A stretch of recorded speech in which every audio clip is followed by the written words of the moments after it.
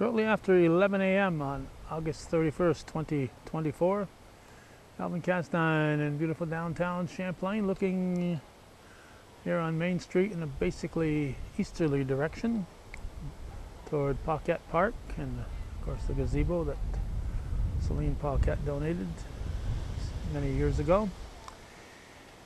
This downtown community was once thriving back before the Adirondack Northway came through here, and this was the main route between Montreal and New York City.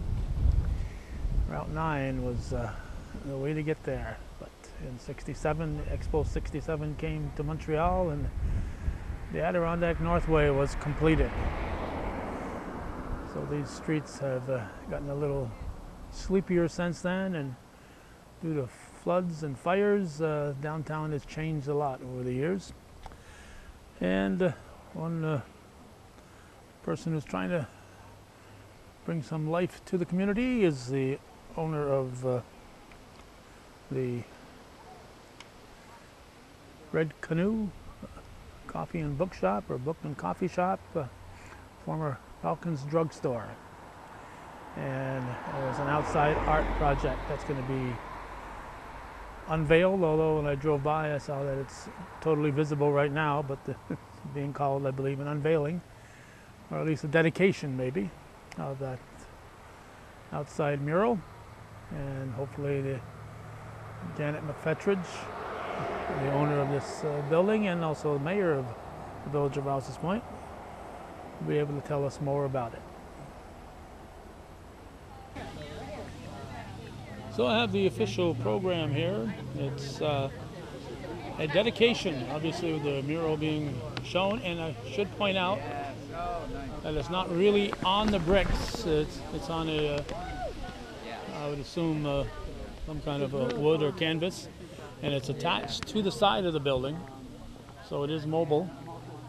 So it's not one of those that you see that are painted onto the bricks. You see, is that David was right here? Do you have the calendar with that picture in it? Can I take a look at it? Can we? We can. Yeah. I just want. Yeah. Okay, tell them to come and stand next to me. Yeah.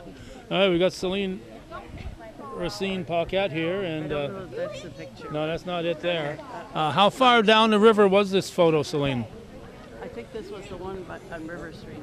Yeah, I know River Street's on the right, but I just so all the way down at the end there. So this photo was where the sewer plant is, right? What? This photo was sewer plant.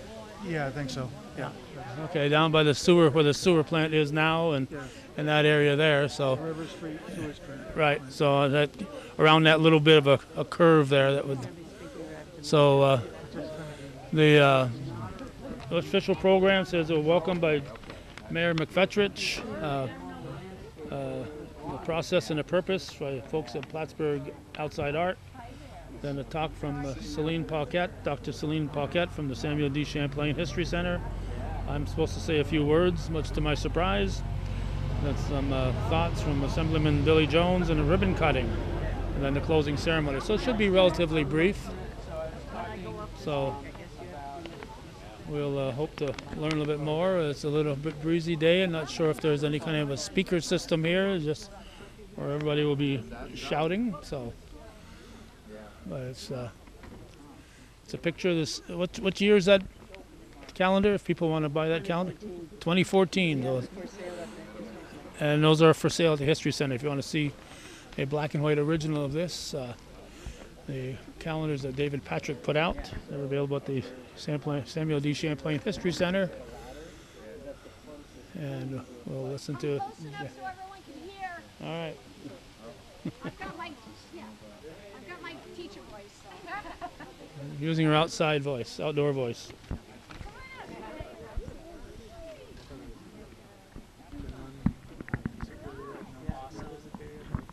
All right, I would like to welcome you all to the dedication of the first piece of public art in the village of Champlain.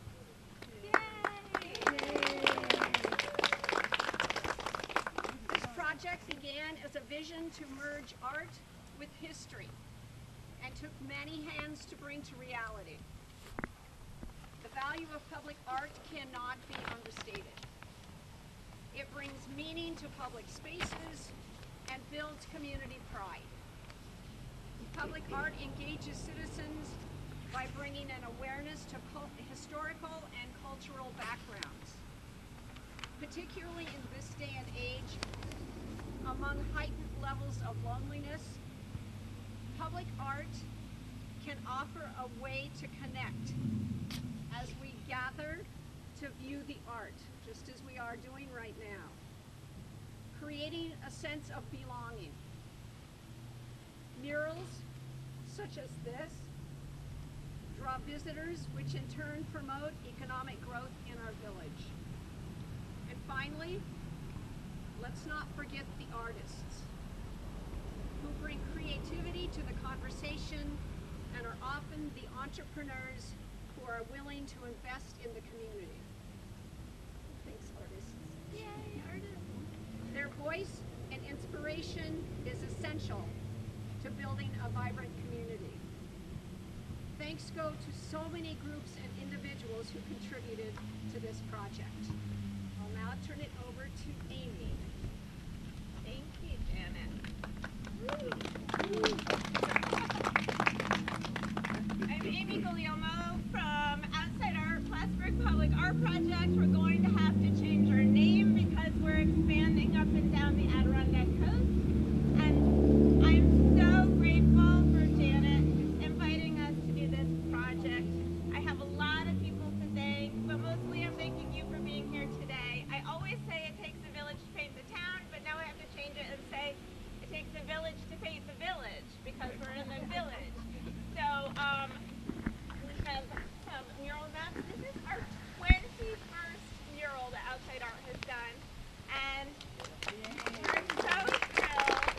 And the best thing is it's accessible, it's open 24/7, it's free for all, and we can't do it without you. So without further ado, let me please thank all the important people. Thank you to everyone who helped make this project happen. We are grateful for the outstanding work of artist Fred Badger. We'd like to recognize the work of the entire Village of Champlain mural team, Mayor Janet Federidge. Yay! The Champlain History Center Board of Directors, especially Dr. Celine Beckett, and yay! And David Patrick. Thank you for helping us with grants and information. Thank you. Thank you to Stephen Young and Jared Ashline, who made this mural happen on this wall. The mural was funded with support from local donors and grants from Assemblyman Billy D. Jones. Thank you so much. Thank you to Legislative Tobacco Grant and the statewide Community Regrants Program, a regrants program of the New York State Council on the Arts with support of the Office of the Governor and the New York State Legislature, administrated by Adirondack Lake Center for the Arts. And we have a full list of donors inside to thank, and you are included in that. So very exciting news. We'll have some new murals that we'll announce later. But I'd like to hand it over to Greg because a lot of people have questions about how this was made, and then we'll hear from our wonderful Samuel D. Champlain. So if you'd like to say a few words. Sure. Thank you. All right. So I've talked a little bit individually with some people, but I can just go over so everybody here's what I Big voice. Big voice. Bigger? All right. So this image is based on a photograph of the Canal Boat Works, which you can actually see right there. You're holding on to. Oh, right. Oh, yeah. So it's also located over there and in the Learning Center. There's the possibility that we have names of the individuals here, but we got to do some more research. If anybody knows who's up there, that would be amazing. Each one of these panels probably took roughly 20 hours, and this is 6 panels put together. Each individual person probably took me about 2 hours, some more, which was probably the best part of this because I got to kind of, in my brain, talk about stories like what individual person did what. There's this guy right there that's looking away from the photographer. Like, why is he looking away from the photographer? It's weird. And there's two guys on the houseboat that are both standing like this.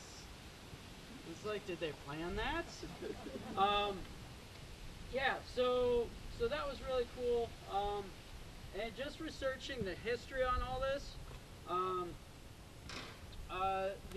these buildings which are no longer standing,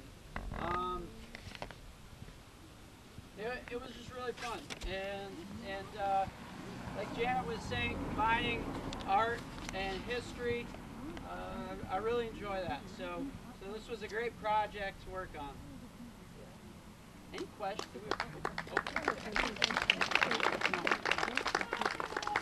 Do we want to do any questions about the project? What's the year?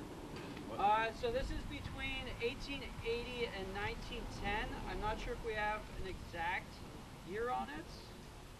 Do we have an exact? We'll get the No, so history about center. that time? All right, cool. I'll look the location.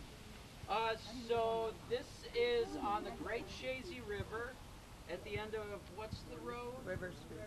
River Street.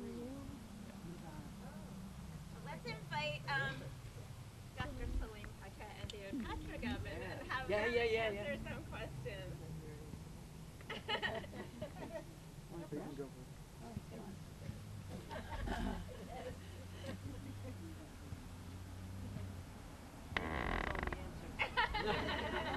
Well, as I was, this particular image here was likely made where the sewage treatment plant is today. Can't hear you. It's where Speak the up. sewage treatment plant is today at the end of River Street. And it was owned by James Averill and Sylvester Alonzo Kellogg. And so Champlain had three boatyards. One was here, one was at the rapids, and then there was some informal ones down at the mouth of the river. And this particular one was made by James Averill around 1883 to 1900. He's the industrialist who created Sheridan Iron Works. So he did a lot of things. He did Sheridan Iron Works, he sold insurance originally, and he created the boat works. And this was the second biggest boat works on Lake Champlain after Essex, New York, and Whitehall. So they built boats here, and they started building boats in the 1830s, and it went to about 1920s before the canal boats were replaced by diesel-driven barges. And then, as you know, at Coopersville, they put a bridge, a suspension bridge, at Coopersville and blocked the river. The state did that in the 1920s or 30s, and that basically ended the canal boat industry. But this village here was instrumental in creating boats, canal boats, sloops, canal boats, etc., and even other pleasure craft. So this image here is from our collections at the History Center, and it's one of many photographs that we have of the canal boat industry. And Celine could probably say a little bit more about it. Well, I actually had 20 pages. We went through 19 away. I'm president of the Samuel D. Champlain History Center, which is located right over the bridge here. That's what was formerly a bank. My board of trustees and I are very proud of having collaborated on this wonderful project and making it a reality. It's a beautiful addition to our community, I'm sure you all agree. And since it is the first, I hope it's not the last. We need to see more. I especially love this photo. Not only does it depict a major industry in our village history, but the topic is close to my heart. My husband's family, the Paquette family, were canal boatkeepers. And we have in our museum a model canal boat.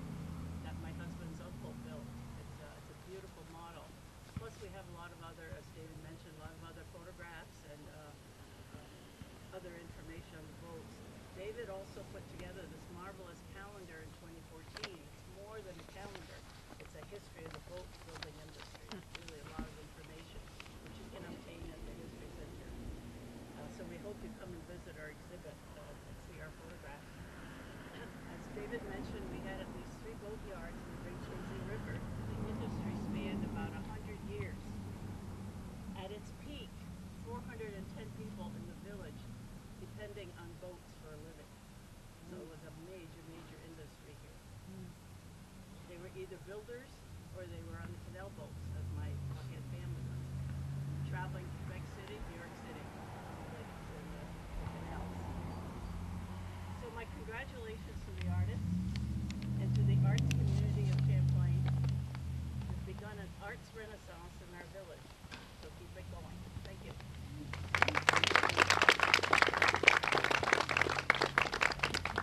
And now legislator Calvin Castine, please.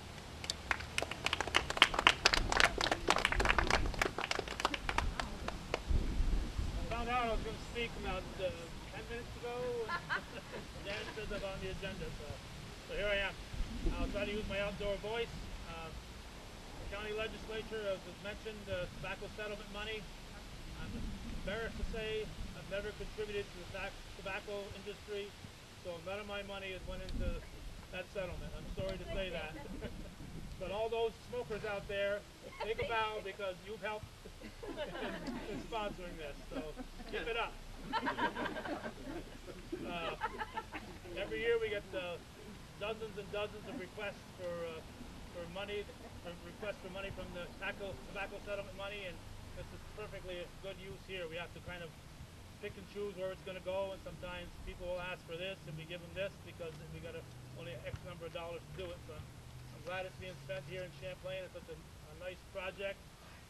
I grew up in a house that was, if you look at the 1869 map, was owned by a man named Lively. Lively was a canal boat captain.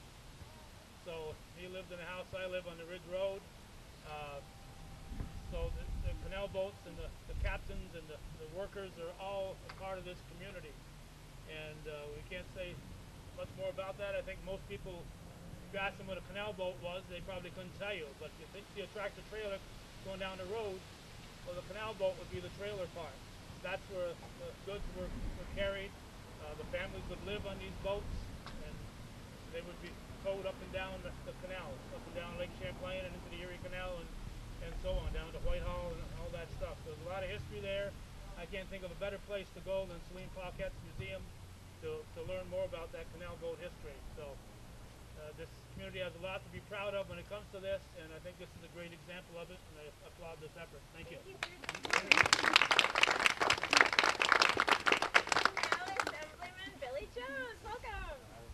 I was going to say too much more than what's already been said, but I think it's just amazing that through the arts we can bring history to life again. And the engagement, the community engagement, people come up, they ask questions, and well, where was that? What happened then? And what time period was it? And such. So anytime we can do that, it's great. And I believe Selena mentioned how we can, it's contagious, right? We have one of them. We want to work on more. You're going to be busy, you guys. But it's really an arts renaissance here in the village of Champlain. I want to congratulate Janet and her board and everyone that's put in time on this, and certainly Greg and Amy. And I was asking questions earlier, actually, my daughter, which I think is always great when we can bring children in here to actually learn about the history of our communities, right? And through arts, they become a little more interested in that. And I want to congratulate everyone on the great work they're doing on that. My daughter did have another question. You said it took 2 hours to make each individual. Yeah. How long did the project take overall? The last 4 days, it was my wife can attest. It was a lot. It was a lot. Maybe 200 hours. 200 hours. Plus a year, so all these murals take a year or two to plan. Yeah, so and the that was just the painting that's part. the painting part. Yeah. So murals like weeks and 2 years. So a lot of effort has gone into this, and I think we should give them a round of applause again. And Celine is the History Center. So thank you, and always happy to support the arts, and when you can tie it into history and get community engagement through it as well. It's something that I look forward to doing all the time. So congratulations to all of you. It's a wonderful, wonderful painting, and like I said, you should be able. We need you to get started now, because if it takes 2 years, right, Janet, right, Celine, we need to start planning now. So I think this is a wonderful thing for your community, because like I said, it gets people interested in the history of what's going on in your communities, and that's why I always support the arts. So congratulations. Thank you. Thank you. I'm going to make that quick announcement. We have some art projects over here. We're about to cut the ribbon, and I'm going to invite all the speakers up. But we do have another mural project in Plattsburgh coming soon. Brandon Palmer Angel, who did the Jean Arthur mural and the Michael Anderson astronaut mural, will be back in a couple weeks to start that. It will be dedicated at the Fall Fest at the Strand on September 28th.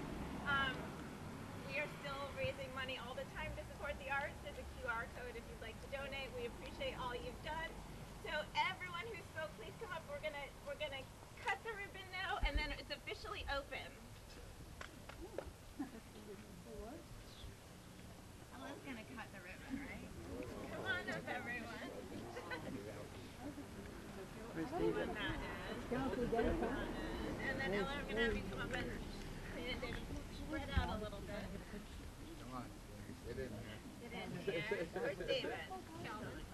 Calvin, come on. I'll take the picture. Ella, come on over here. Come on. I'm gonna have you cut in the middle. Right? There you go. It takes a little bit. They're not sure. 1, 2, 3. Thank you all for coming. Thank you all for supporting the arts. Thank you. Thank you all for coming. No, it's not our first. Maybe the first actually. All right, and the weatherman cooperated. We have to point that out. Well, thanks to all you weather men and women out there for not raining on us. So drive through the village of Champlain. Come in from the Route 911 intersection and just head down Route 9 toward the village, and you'll see this on your left. If you're coming in from the north side, you'll have to turn around and look the other way. You'll have to look over your shoulder. So we'll probably try to get another shot of maybe where this may have been taken. At least we won't be able to get that exact angle because it'd be on private property. But if we stood somewhere up maybe by the back of the phone company, we'd have an idea of what this might look like, that area. We have moved to the end of River Street by the sewage treatment plant that was mentioned, and near the kayak launching site here, canoe and kayak launching. And if this picture looks familiar, if you've been down here, you may have seen it. This is what they're using for the. It was, of course, taken in black and white. It was nothing color photos back in those days. And Averill and Clark are the company. And this is the shipwrights of Champlain. And we'll read what it says here. Looking over the quiet recreation fields today, it's hard to believe this riverbank was a bustling industrial place for more than 100 years. Before the railroads and highways, Lake Champlain was an important waterway where thousands of vessels moved people and cargo daily. The Great Chazy River played an important role in that commerce.